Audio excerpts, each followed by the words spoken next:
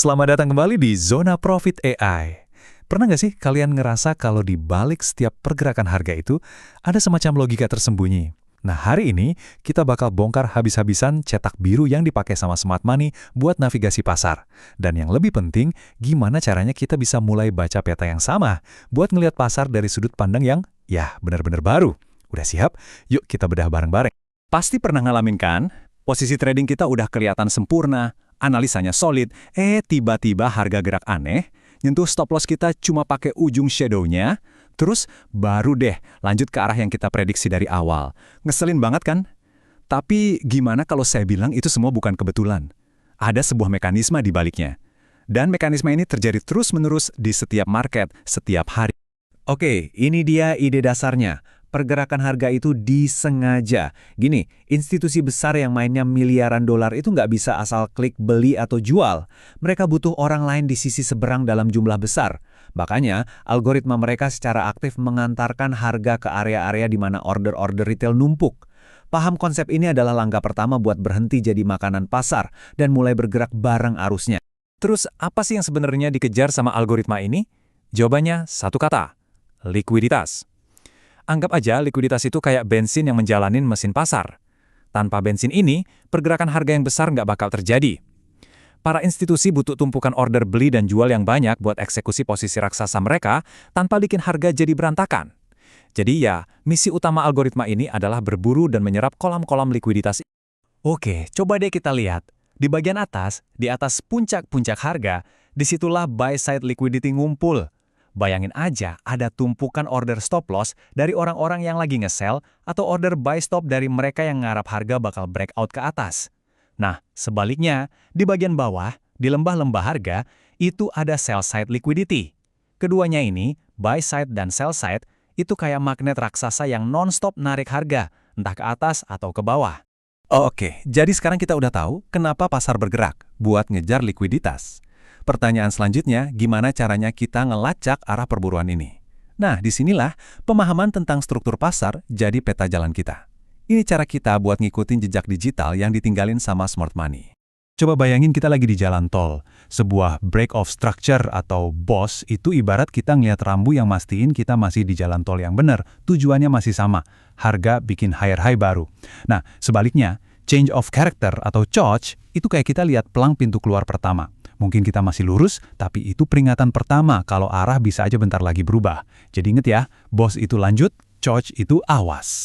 Nah, ini nih bagian favorit saya, karena ini filter kualitas yang penting banget. Nggak semua sinyal awas itu beneran berarti. Sebuah COC yang benar-benar kuat itu terjadi setelah harga nyentuh zona supply atau demand penting dari time frame yang lebih tinggi. Tanpa konteks ini, COC bisa jadi cuma noise biasa atau malah jebakan. Kalau aturan ini diabaikan, ya siap-siap aja kejebak di perangkap pasar. Oke, kita udah tahu arahnya dan kita udah punya sinyal peringatannya. Sekarang, ayo kita persempit lagi. Di mana tepatnya di peta ini kita harus nunggu buat ambil tindakan, kita nggak bisa masuk sembarangan, kita perlu nemuin halte bus, tempat di mana smart money kemungkinan besar bakal naik atau turun.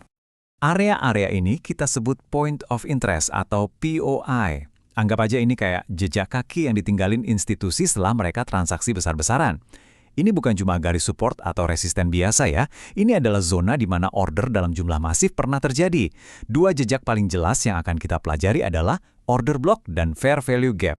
Order block itu gampangnya adalah candle terakhir sebelum harga meledak dan nge-break struktur. Ini zona asalnya order-order institusional. Sementara itu fair value gap atau FVG itu kayak ruang hampa yang ditinggalin harga waktu dia gerak terlalu cepat dan eksplosif. Pasar itu nggak suka ada ruang hampa, jadi dia cenderung bakal balik lagi buat ngisi celah itu. POI yang paling kuat, tentu aja order block yang juga ninggalin ruang hampa ini di belakangnya. Kita semua tahu nasihat klasik ini, tapi kan ini subjektif banget. Rendah menurut siapa? Tinggi menurut siapa? Nah, konsep smart money ngasih kita alat yang sangat objektif buat ngejawab pertanyaan ini dalam konteks setiap pergerakan harga. Caranya simpel banget, tapi powerful. Ambil aja rentang harga dari swing low ke swing high, terus bagi dua. Bayangin kita lagi di toko. Area di bawah 50% itu zona diskon. Disinilah kita cari barang bagus buat dibeli. Terus area di atas 50% itu zona premium. Area harga mahal. Disinilah kita mikir buat jualan. Aturan mainnya simple. Jangan pernah beli di zona premium dan jangan pernah jual di zona diskon. Ini secara otomatis maksa kita buat jadi disiplin. Oke, kita udah ngumpulin semua kepingin puzzle-nya nih. Likuiditas sebagai tujuan, struktur sebagai peta, POI sebagai lokasi spesifik, dan premium/diskon sebagai filter harga. Sekarang, ayo kita rangkai semuanya jadi satu cetak biru. Sebuah proses langkah demi langkah yang bisa kalian pakai berulang kali. Prosesnya ini kayak seorang jenderal yang lagi ngerencanain pertempuran. Di time frame tinggi, kita sebut aja HTF, kita naik dulu ke atas bukit buat lihat gambaran besarnya, arah anginnya kemana, medan perangnya di mana. Terus di time frame menengah atau MTF, kita turun sedikit buat nandain posisi-posisi strategis, yaitu POI kita. Terakhir, di time frame rendah atau LTF, kita udah di garis depan, nunggu dengan sabar sinyal pasti buat nyerang. Selalu dari gambaran besar ke detail eksekusi. Dan inilah resep rahasianya.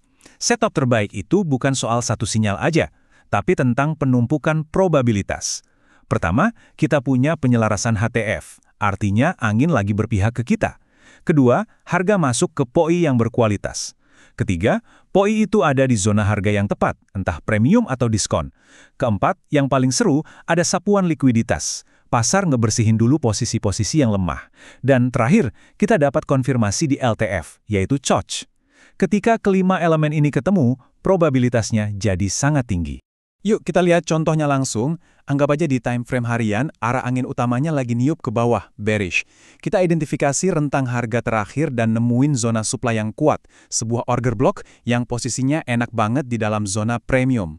Ini jadi area pantauan utama kita. Nah, perhatiin ini, waktu harga naik lagi, dia nggak gerak lurus. Dia sengaja bikin puncak-puncak yang kelihatannya sama tinggi, atau equal highs. Ini tuh pancengan. Kenapa? Karena smart money butuh orang lain buat ngambil sisi berlawanan dari posisi raksasa mereka. Equal highs ini mancing para breakout trader buat beli tepat sebelum harga dibanting. Dan inilah dia, momen puncaknya. Harga nusuk ke atas dengan cepat, menyapu semua likuiditas di atas equal highs itu, terus ngetuk pintu zona supply kita. Dan lihat apa yang terjadi habis itu, boom!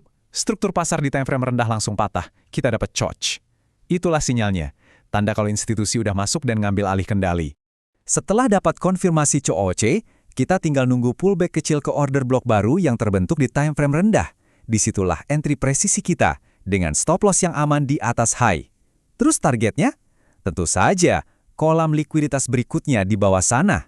Kita targetin sell side liquidity yang udah nunggu. Ini menutup siklusnya.